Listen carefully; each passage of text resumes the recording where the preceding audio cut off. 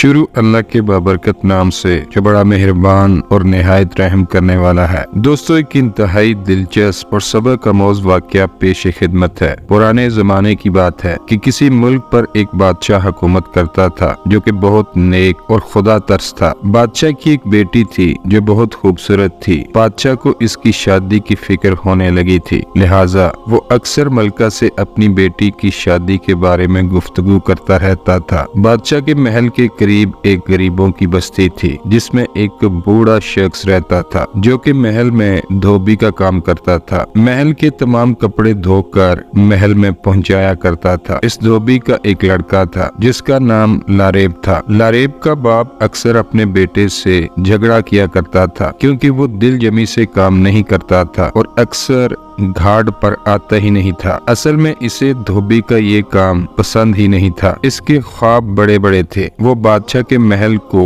हसरत भरी निगाहों से देखता और सोचता कि ये कितना बड़ा महल है, बादशाह कितनी ऐशो इशरत की जिंदगी गुजार रहा है, इसके पास दौलत है, नौकर चाकर हैं, काश ये सब कुछ मुझे भी मिल जाए और मैं भी ऐशो इशरत की जिंदगी बसर कर सकूं और अपने बाप की तरह मुझे लोगों के गंदे कपड़े ना धोने पड़े। वो सोचता रहता कि मैं ऐसा क्या करूं कि मालदार हो जाऊं। एक दिन धोबी की तबीयत खराब होगी तो उसने अपने बेटे लारेब को महल रवाना कर दिया कि जाओ बादशाह के महल में कपड़े दे आओ, मेरी आज तबीयत बहुत खराब है। लड़का कपड़े लेकर पहली दफा महल में गया और महल की तमाम चीजों को हैरानी के आलम में घूर घूर कर देखने लगा। इतनी शानो शौकत और चमक धमक इसने पहली मर्तबा देखी थी। वो कपड़े पहुंचाकर वापस घाट आ गया। महल के नजारे इसकी आंखों में रच बस गए थे और बार बार इसका नजारा करने का दिल चाहने लगा। अब इसने अपने बाप से कहा कि आइंदा से महल में कपड़े देने मैं ही जाया करूंगा। बाप ने जब ये सुना तो उसकी खुशी की कोई इंतहा न रही कि लड़का काम पर लग गया है। एक दिन जब लड़का कपड़े लेकर महल पहुंचा तो उसे अंदर से बादशाह और मलका की आवाजें सुनाई दी जो आपस में बातचीत कर रहे थे। वो दरवाजे से कान लगाकर इनकी बातें सुनने लगा। बादशाह अपनी बीवी से कह रहा था कि हमारी एक ही बेटी है और मेरी ख्वाहिश है कि मैं अपनी बेटी की शादी किसी ऐसे शख्स से करूं जो बहुत ही परहेजगार, इबादत गुजार और नेक हो, जो लोगों के काम आता हो, लोगों के दुख दर्द में शरीक होता हो और किसी को तकलीफ ना पहुंचाता हो। बादशाह अपनी बीवी से ये बातें कर रहा था और बाहर दरवाजे से कान लगाए लारेब इनकी बातें सुन रहा था। इसी दौरान लारेब के दिमाग में एक ख्याल आया कि क्यों ना मैं कोई ऐसा तरीका अपनाऊं कि बादशाह अपनी बेटी की शादी मुझसे कर दे। मैं बादशाह की अपने दामाद के हवाले से खूबियां सुन चुका हूं, लिहाजा मुझे एक रूप अपनाना चाहिए कि मैं इनकी उम्मीदों पर पूरा उतरूं और बादशाह बखूबी अपनी बेटी की शादी मुझसे कर दे और यूं कपड़े धोने से मेरी जान छूट जाएगी और बाकी जिंदगी ऐशो इशरत और सुकून से गुजरेगी। लारेब ने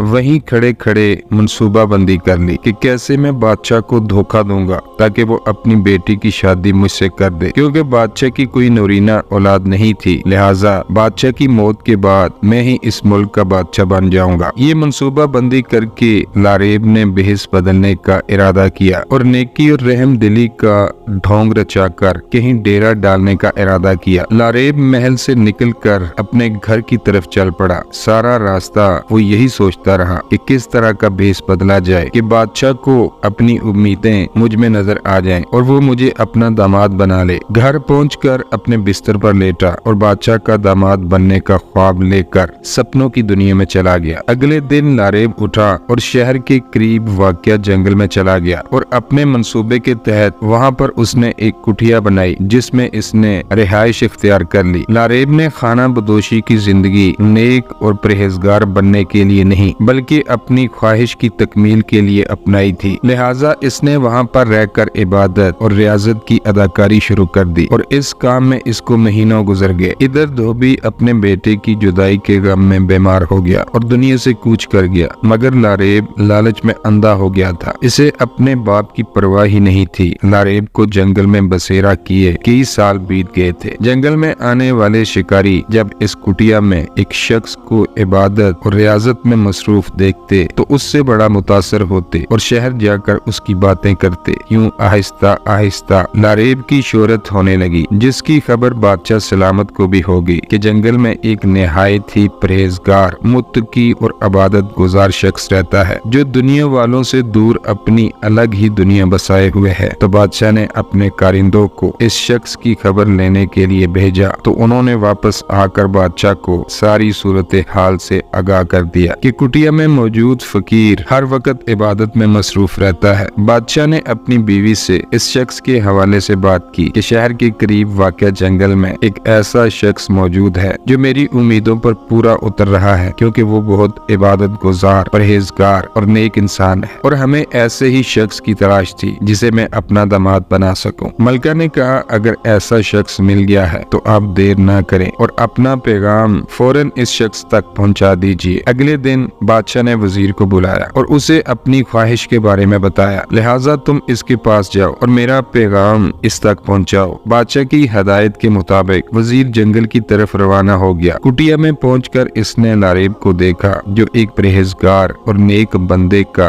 बहरूप धारे बैठा हुआ था। वजीर काफी देर तक इसे इबादत में मगन देखता रहा। काफी देर बाद लारेब ने वजीर से आने का मकसद पूछा तो वजीर बोला कि मैं आपके पास बादशाह सलामत का एक पैगाम लेकर आया हूँ। बादशाह की एक बेटी है जिसकी शादी वो किसी नेक परहेजगार इंसान के साथ करना चाहता है जो दिन रात तकवा और परहेजगारी में मसरूफ रहता हो, इबादत करता हो और लोगों का भला चाहता हो। लिहाजा आपकी शोहरत सुनकर बादशाह सलामत ने पैगाम भेजा है कि आप मेरी बेटी से शादी कर लें। लारेब ये सुनकर कुछ देर के लिए खामोश हो गया। लारेब ने ये बहरूप इसीलिए तो अपनाया था, दिन रात इबादत और रियाजत में इसी वजह से मसरूफ रहता था, नेकी और परहेजगारी के कामों में लगा रहता था, लोगों को भलाई की नसीहत करता था। अब जबकि बादशाह की दामादी का मनसब इसके करीब था, बादशाह खुद चाहता था कि वो इसकी बेटी से शादी कर ले। बादशाहत इसके करीब थी, मालो दौलत, हस्बो नसब, ऐशो आराम इसकी ख्वाहिश पर मुनहसर था। मगर अब वो बादशाह का पैगाम सुनकर खुश नहीं हुआ, इसके दिल को राहत नहीं मिली। इसने वजीर से कहा, ठहरिए साहब, मैं आपको अपनी असलियत बताना चाहता हूँ। मैं दरअसल महल के धोबी का बेटा हूँ। एक दिन मैं बादशाह सलामत के महल में गया तो मैंने बादशाह और मलका के दरमियान होने वाली बात सुन ली थी, जिसके बाद मैंने सोचा कि क्यों न मैं धोबी का काम छोड़कर परहेजगार और इबादत गुजार बंदा बन जाता हूँ, ताकि बादशाह मुझे अपना दामाद बना ले और मेरी बाकी की जिंदगी ऐशो आराम और सुकून के साथ बसर हो। लिहाजा मैंने अपनी इसी ख्वाहिश को पूरा करने के लिए इस जंगल में बसेरा किया, फकीराना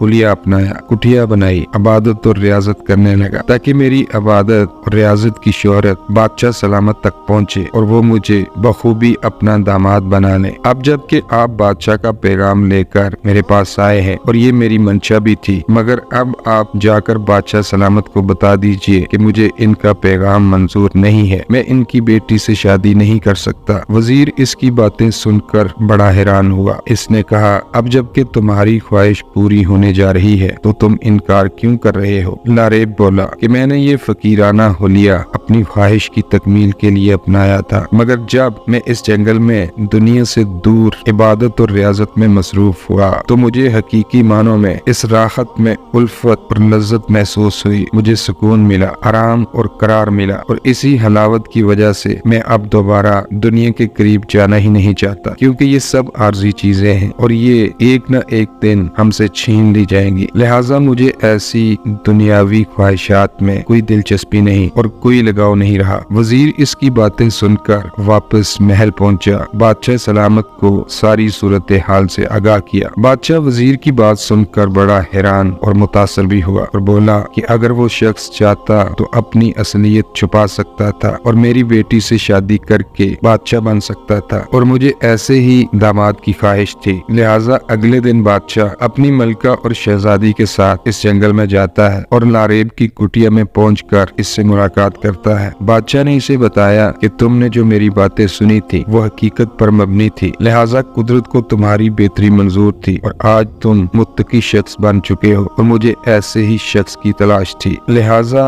अब तुम इनकार ना करो और मेरी बेटी से शादी कर लो। और फिर वो इसे लेकर महल में चले जाते हैं और शहजादी की शादी इससे कर देते हैं। यूं इसे अपनी इबादत और रियाजत का बेहतरीन सिला मिल जाता है। दोस्तों, हमारी कोई भी इबादत रायगा नहीं जाती, शर्त ये है कि सच्चे दिल के साथ अपने रब को पुकारा जाए। वीडियो अच्छी लगे तो लाइक करें और चैनल सब्सक्राइब करते हुए साथ बने बेल के बटन को भी दबा दें। अल्लाह ताला हम सबका हामी नासिर हो। आमीन या रब्बुल आलमीन।